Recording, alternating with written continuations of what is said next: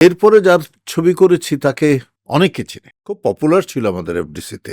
তো ওনার নাম ছিল সিদ্দিক জামাল নান্টু, বীর মুক্তিযোদ্ধা। উনি অনেক ছবি করেছেন, আমি তার মধ্যে একটি ছবি করেছি, ছবির নাম বিদায়। ওখানেও শাবানা ম্যাডাম ছিল।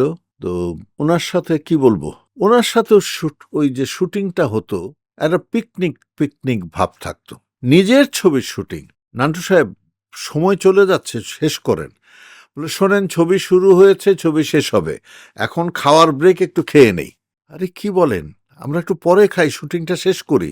বলে মানে শুটিং তো সারা জীবনেই হবে, এই বেলাটা চলে গেলে তো খাওয়াটা অন্য সময় হবে, মানে টাইমের মধ্যে না খেলে আপনার তো শরীর খারাপ করবে। আপনি খেয়ে নেন, শরীরটা ভালো রাখেন, তারপর শুটিং করেন। আর গল্প উনি বলতে পারতেন এমনভাবে যে একটি সম্পূর্ণ অবাস্তব ঘটনাকে বাস্তব রূপ দিয়ে উনি একটি গল্প বলে ফেলতে পারতেন, এবং হঠাৎ করে। আমি বলি, এটা কিভাবে বললেন নাটু সাহেব? এটা তো গল্পটার মধ্যে কেমন জানি কি জানি মনে হচ্ছে। বলে, আমি কি সত্য গল্প বলছি নাকি? আমি তো বানিয়ে বানিয়ে এখন একটা গল্প বললাম। মানে হি ওয়াজ আ জিনিয়াস। এনিওয়ে, যাক, মজার মানুষ ছিলেন।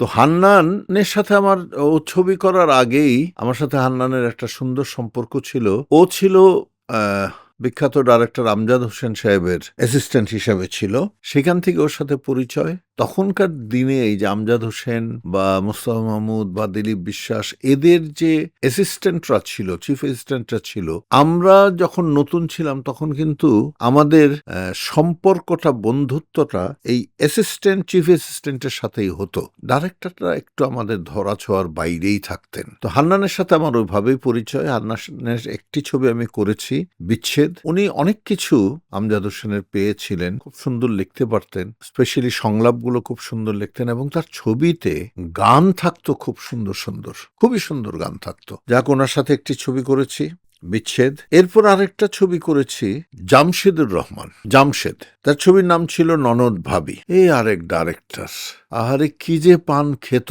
ওরে বাবা, ওর মতো পান খাওয়া এফডিসিতে বোধহয় ওকে বিট করতে পারবে কেউ ছিল না, এত পান খেত। আর যখন এই কাছে আসতো, আমি, ভাই পানের ওটা ফেলে আসো বাইরে, তারপরে কথা বলো। এনিওয়ে, যাক, তার একটি ছবি করেছি, ছবির নাম ছিল ননদ ভাবি। জামশেদ ছিল বেসিক্যালি সাইফুল আজম কাশেমের চিফ অ্যাসিস্ট্যান্ট ডাইরেক্টর, এবং সারা জীবনেই কাশেম সাহেবের সাথেই ছিল। এখন অবশ্য উনি ছবি করেন না, চলচ্চিত্রে নেই।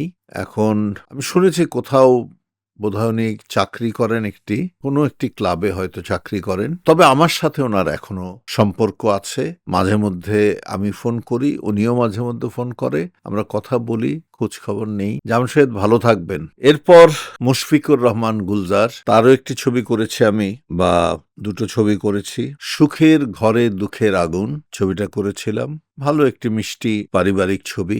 গুলজারেরও পাস্ট হলো, গুলজার বেসিক্যালি একজন সাংবাদিক ছিলেন, তারপরে চলচ্চিত্র পরিচালক হয়েছেন।